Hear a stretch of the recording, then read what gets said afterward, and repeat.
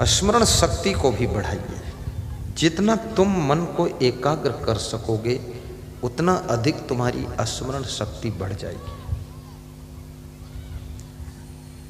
विद्यार्थियों को memory power बढ़ाना चाहिए। कैसे बढ़ेगी मेमोरी? ऐसी मेमोरी तो सभी की स्ट्रांग होनी चाहिए, ऐसे बढ़ेगी मेमोरी। लंबी सांस खींच दीजिए। फुल ऑक्सीजन आपके माइंड में जानी चाहिए। ध्यान दो बाबा, ऐसे हर घंटे में कम से कम 5 बार। आपकी प्रधानमंत्री माननीय नरेंद्र मोदी ऐसे सांस खींचता है, इसलिए वो बुद्धिमान है, बहुत अच्छा भाषण करता है। तुम भी सांस खींच दिया करो। कितने लोग तो सांस इतना धीरे धीरे लेते हैं, नाक को पुन पुन पुन पुन चलाते हैं।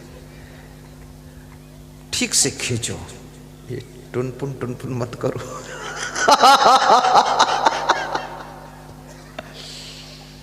साहिब बंदगी बहुत बड़ी बात है। और मेमोरी अगर हाई करना चाहते हो,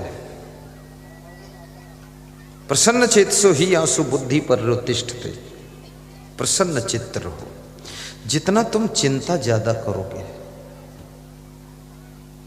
बुद्धि कम होती चली जाएगी। जितना ज्यादा दुखी रहोगे बुद्धि का स्मरण घटता चला जाएगा। जितना ज्यादा तुम टेंशन में रहोगे तो खोपड़ी रहेगी, बुद्धि नहीं रह जाएगी। बस खोपड़ी खोपड़ी लेकर घूमो, दिमाग खत्म।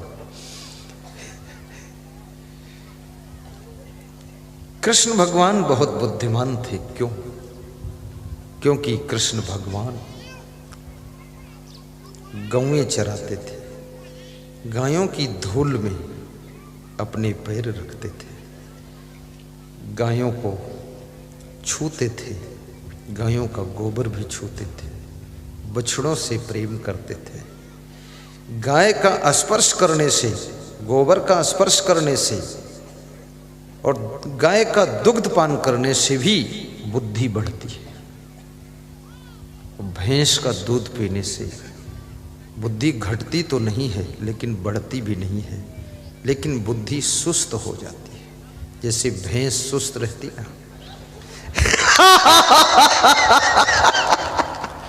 थोड़ा असर पड़ता है।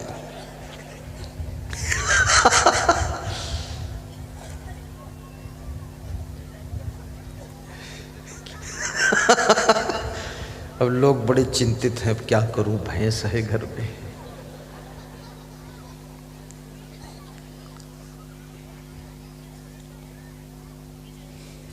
दौड़ने से बुद्धि का स्मरण बढ़ता है। जब तुम दौड़ोगे कपाल भांति स्टार्ट हो जाएगी।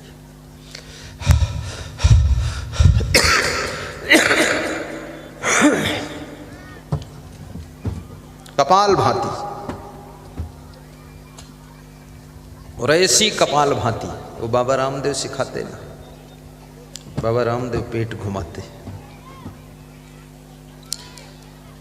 तुम उनकी तरह पेट घुमाओगे तुम्हारी आंतें भी फंस सकती है। बाबा की नकल मत करना। किसी बाबा की नकल कभी नहीं करना चाहिए। आहा, बाबा का मामला। कालू बाबा की भी नकल मत करना कि घर छोड़कर बाबा बनकर उधर बैठो। ये तो कुदरत की देन है। और तुम्हें इतना पेट घुमाने की जरूरत ही नहीं है। बाबा तो ट्रेनिंग देते इसलिए पेट घुमाते हैं। अब तो बस दौड़ना संपूर्ण व्यायाम है। दौड़ने से बुद्धि का स्मरण बढ़ता है। गहरी नींद में सोने से भी बुद्धि का स्मरण बढ़ता है। गहरी नींद सोइए। मैं इसमें देखता हूं बहुत लोगों को गहरी नींद नहीं आती है। कितने लोगों को तो नींद आती ही नहीं है। कितने लोग सोते समय भी सोचते रहते हैं, कितने लोग सोते भी हैं, सपने बहुत देखते हैं, और कितने लोग बिस्तर पर पड़े पड़े देह में दर्द हो जाता है लेकिन नींद नहीं आती। और गहरी नींद का सुख लेना है तो रात्रि का भोजन बंद कीजिए, सूर्यास्त से पहले खा लीजिए। गहरी नींद का सुख लेना है, भोजन कम खाइए, पेट के डाइजेशन को ठीक कीजिए।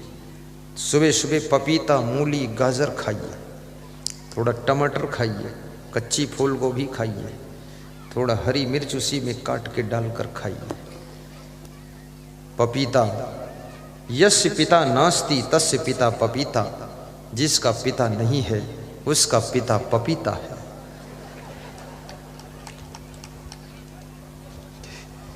बहुत लोगों के घरों में 50-50 पपीता लगा है, बड़े खुश हैं कि एक पिता मर गया, 50 पपीता, ये 50 पिता।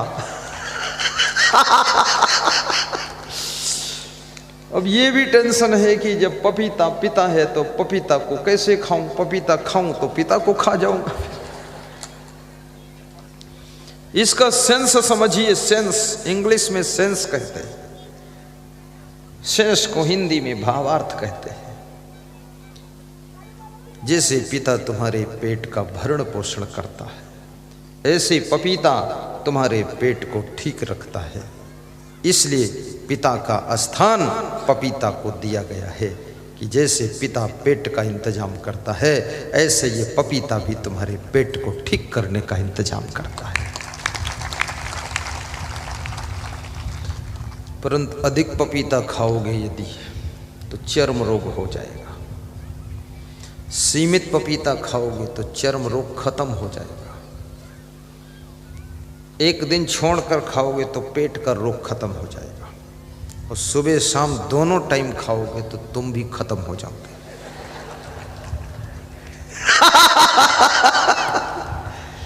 लोगों को आइडिया नहीं गुरुजी क्या बात पलट देंगे, यही तो कला है, इसीलिए तो नेपाल बॉर्डर से बुलाया गया। नहीं, महात्मा तो इधर भी बहुत घूम रहे हैं। आखिर इतना खर्चा क्यों किया गया? कुछ स्पेशल क्वालिटी है कि नहीं देवी जी, बोलो है? हाँ है कुछ। वाह वाह, मुझे लगता है मुझे इस निमाण में दोबारा भी आना पड़ेगा, आना पड़ेगा। अब मुझे लगता है आना पड़ेगा, लेकिन तुम नहीं बुलाओगे तो कैसे आऊंगा? ये भी संकट है, क्योंकि ऐसे थोड़े आ जाऊंगा मारा मारा घूमू जंगल बंगल में, मैं कोई कालू बाबा थोड़े हूं। कालू बाबा की बराबरी मैं नहीं कर सकता। आज कालू बाबा की समाधि स्थल पर भी मैं गया, जिस कमरे में बाबा विश्राम करते थे वहां 1 मिनट में ठहरा, वाइब्रेशन प्राप्त हो रहा था, विश्रांति मिल रही थी। बाबा का दर्शन करो, समाधि का दर्शन करो, खुशियालेश्वर महादेव का दर्शन करो, बहुत आनंद है। और ये शायद बाबा की कृपा से ही 10-20 गांव के लोगों की इच्छा हो गई कि असंग बाबा को भी बुला लो, बाबा की ही कृपा है।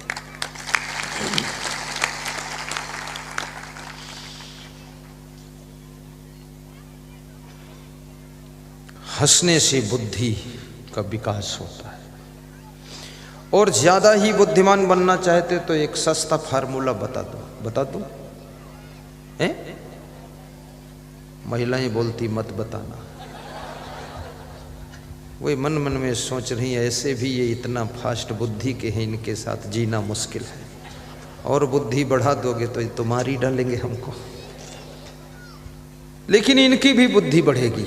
बहुत अच्छा फार्मूला है, वो ये है, बुद्धिमान बनने का सहज फार्मूला। बुद्धिमान भी बन जाओगे, धनवान भी बन जाओगे। चलो एक गीत गाता हूं, फिर बताता हूं, बहुत बुद्धिमान हो जाओ। मैं इसका प्रयोग किया हूं। मैं जब साधु बना था तब हमारे हाथ में 2 बुद्धि रेखा थी, अब इस समय 4 बुद्धि रेखा है। डबल कर दिया मैंने। जब साधु बना था तो 2 भाग्य रेखा थी, इस समय 8 भाग्य रेखा है। जब साधु बना था तो 2 वक्ता की रेखा थी, अब 5 रेखा है।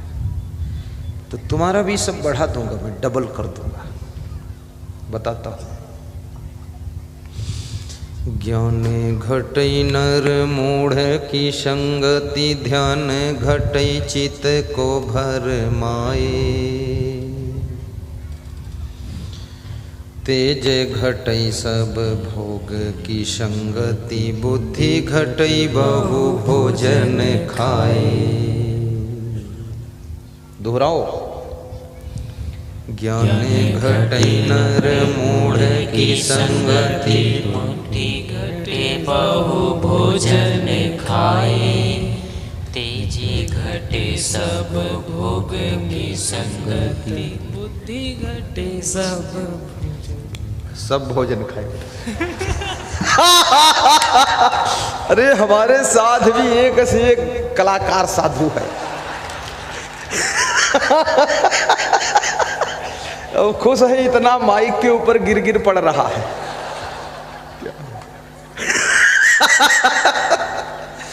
मैं इसीलिए चुप था कि देखें बुद्धि घटी की बढ़ी है।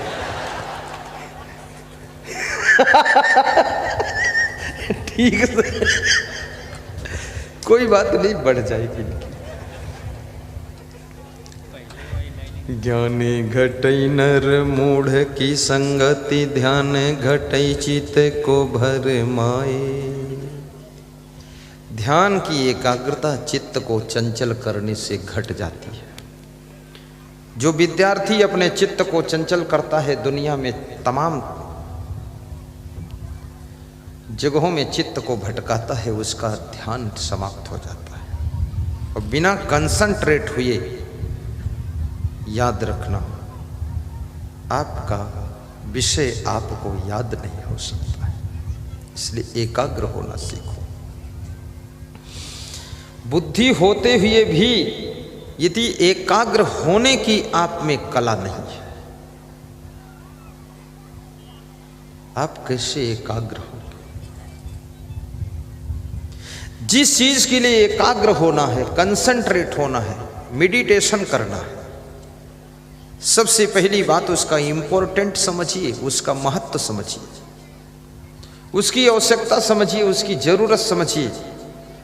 और जब किसी भी चीज का महत्व तुम्हारे दिमाग में बैठ जाता है और किसी भी चीज को प्राप्त करने की महत्वाकांक्षा आपके अंदर जागृत हो जाती है, तो आपका मन, आपकी बुद्धि, आपका चित्त उसी चीज में एकाग्र हो जाता है और दिन रात उसकी याद करते हो। इसलिए आप अपनी शिक्षा के महत्व को समझिए, संत को साधना के महत्व को समझना चाहिए, वैज्ञानिक को विज्ञान की खोज के महत्व को समझना चाहिए। जब महत्व समझ में आ जाता है तो चित्त तुम्हारा एकाग्र होने लग जाता है। इसलिए महत्व समझिए। ज्ञान घटई नर मूढ़ की संगति, ध्यान घटई चित्त को भर माए। तेज घटई सब भोग की संगति, बुद्धि घटई बहु भोजन खाए। तेज घटई सब भोग की संगति, बुद्धि घटई बहु भोजन खाए। आज लोग तेजस्वी बहुत कम है। लोगों की वाणी में ओजस्विता नहीं है, मुखमंडल पर तेजस्विता नहीं है, कर्मों में तपस्वी का रूप नहीं है। आपका मुखमंडल तेजस्वी होना चाहिए। भोगों को कम भोगिए और 5 इंद्रियों से भोग भोगे जाते हैं। आंखों से उन दृश्यों को मत देखिए जिससे आपकी दृष्टि तेजहीन हो जाती है। कानों से वे शब्द मत सुनिए जिससे आपका जीवन निस्तेज होता है। शब्दों का भी प्रभाव होता है। ऐसे ऐसे शब्द हैं जो आपके तेज को छीड़ कर देंगे। इसलिए उन शब्दों को मत सुनो जो आपके तेज को छीड़ करते हैं। तेजस्वी बनने के लिए सत्संग के शब्द सुनो, महिलाओं को भी तेजस्वी होना चाहिए, पुरुषों को भी तेजस्वी होना चाहिए। कर्म ऐसे करो कि तुम्हारे कर्म तुमको यशस्वी बनाते हैं। साधना ऐसी करो कि तुम्हारी साधना तुमको तपस्वी बना दे। वाणी ऐसी बोलो कि आपकी वाणी ओजस्वी होनी चाहिए। म्याऊं म्याऊं ही हो। कितने नेता लोग भाषण करते हैं, कोई दम नहीं है। क्यों? जिसके कर्म में दम नहीं होती है उसकी भाषण की भी दम खत्म हो जाती है। पहले कर्मों में दम होना चाहिए, चरित्र में दम होना चाहिए। चरित्र, कर्म और स्वभाव जब ये दमदार होते हैं तो आपकी वाणी भी दमदार हो जाती है। चरित्रहीन लोग, भ्रष्ट लोग, चोट्टा लोग ये क्या दमदार बोलेंगे? ये डरे हुए हैं अंदर से, ये सोच सोच कर बोलते हैं, क्योंकि ये फंस जाते हैं खुद ही बोलकर, अपने बोल में फंस जाते हैं। लेकिन जिनका चरित्र निर्मल है, मन पवित्र है, उनको सोचना नहीं पड़ता बोलने के लिए। वो जो बोलते हैं वो शास्त्रोक्त हो जाता है, जो बोलते हैं वो सुनने लायक हो जाता है, जो बोलते हैं वही सबकी जिंदगी के चलने का मार्ग बन जाता है। ये ओजस्वी वाणी होती है। आज बहुत बुद्धिमान बनने का फार्मूला बताऊंगा, जो मैंने अपनाया है वही बताऊंगा। ज्ञान घटई नर मूढ़ की संगति, ध्यान घटई चित्त को भरमाए। चित्त को चंचल करने से शांति भी नष्ट होती है, इसलिए अपने चित्त को एकाग्र रखना चाहिए। जो महिला चित्त को एकाग्र रख करके रोटी बनाती है तो उसके भोजन में विलक्षण स्वाद रहता है। जो संत अपने चित्त को एकाग्र करके प्रवचन सुनाता है तो उसके प्रवचन में भी एक अद्भुत रस होता है। जो ड्राइवर चित्त को एकाग्र करके गाड़ी चलाता है तो उसकी गाड़ी में बैठने में भी आनंद आता है। चित्त की एकाग्रता तुम्हारे कार्यों के रिजल्ट के प्रभाव को बढ़ा देती है। जो विद्यार्थी अपने चित्त को एकाग्र करके विद्या का अध्ययन करता है तो उसके मार्कशीट का परसेंटेज बढ़ता है, 60% की बजाय 80% हो जाएगी। लेकिन चित्त कहीं तो एकाग्र होता ही है। इस समय ज्यादातर लोगों का चित्त तो मोबाइल में एकाग्र हो जाता है, कई लोगों का टीवी में एकाग्र होता है, कई लोगों का फिल्म में एकाग्र होता है। जो किस्मत वाले हैं उनका चित्र प्रवचन में एकाग्र होता है, गुरु दर्शन में एकाग्र हो जाता है, डूब जाते हैं वे। बुद्धि घटई बहु भोजन खाई, बहुत खाने से भी बुद्धि घट जाती है। आज संकल्प लेना एक रोटी कम खाना, और शाम को कोशिश करो कि ना खाओ तो अच्छा है। एक तिल का लड्डू खा लो, मुट्ठी भर चना चबा लो, आधा गिलास दूध पी लो, देखना फिर ताजगी क्या रहे। ये मैं करता हूं वही बताता हूं, मैं करता हूं वही बताता हूं। बहुत तेज बुद्धि रहेगी। मेरी बुद्धि बिल्कुल तलवार की धार है, सट, हाँ, फट से ही। आज मेरे लिए बाबूलाल मालवी चना लाए हैं, तिल के लड्डू लाए हैं। अर्जुन पटेल कल तिल के लड्डू लाए थे, और मैं किसी से कहा नहीं था कि तिल के लड्डू लाना, इसलिए नहीं कहा था, शर्म लग रही थी इसलिए नहीं कहा था। इसलिए भी नहीं कहा था कि सब लोग लड्डू ले आएंगे तो इतने लड्डू कौन खाएगा, इसलिए बिना कहे जो ले आए उतने लड्डू से काम चल जाएगा। थोड़ा सा तिल का लड्डू, भुना हुआ चना, थोड़ा सा दूध शाम को लेना चाहिए। और कभी कभी शाम को थोड़ा सा नमकीन दलिया, गेहूं वाली, गेहूं, जौ, चना, मटर, ये सब चीज़ों, बाजरा, ज्वार, मक्का मिलाकर दलिया बना, उसको दलिया बना करके पूरे घर को खिला दो। सुबह पेट साफ हो जाएगा पूरा। थोड़ा दूध पी लो। ये ज़्यादा दाल भात रोटी सब्जी कचरा गंज है, तो शाम को बिल्कुल हल्का, बुद्धि बढ़ेगी इससे। और बुद्धि बढ़ाने की बात कर रहा हूँ, बहुत अच्छा एक फार्मूला बताने जा रहा हूँ। सीधे बैठ जाओ, अच्छा ध्यान एकाग्र कर लो। आजमाया हुआ फार्मूला है ये। जितना बुद्धि तुम बढ़ाना चाहते हो, उतना अधिक तुम जिम्मेदारियों को लेते जाओ।